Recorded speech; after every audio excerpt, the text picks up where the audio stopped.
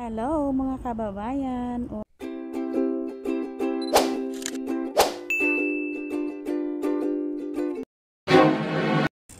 Hello mga kababayan.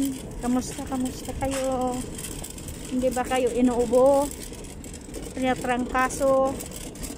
Sa totoo lang sa akin ni trangkaso ako. Yung inuubo ako. Sinisipon.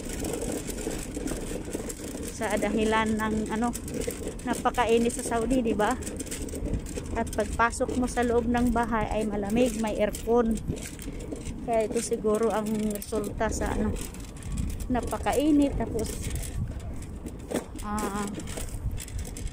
pumunta ka sa loob ng bahay ay napakalamig ng aircon. Napakainit Saudi.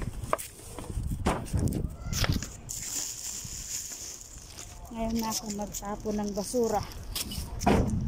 Alas 3:30 ng hapon. Yan ang buhay ng isang kadama sa Middle East.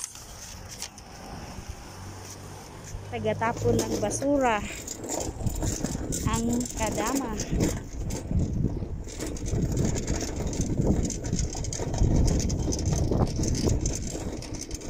Pabalik na sa bahay.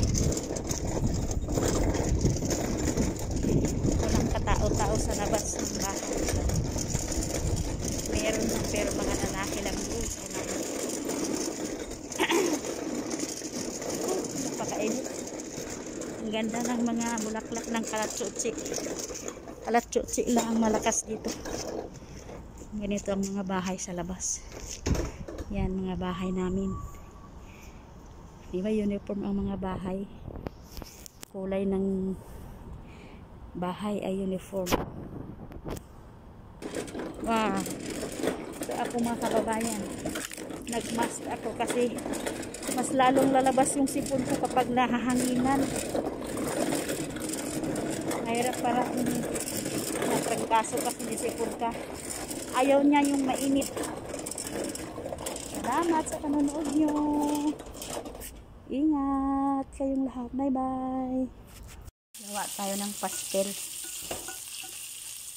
Yan, ulam namin kahapon na ginaubos. Gagawin kong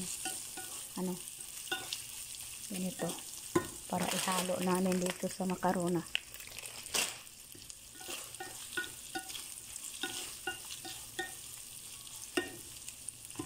Para hindi matapon, lutuin ulit.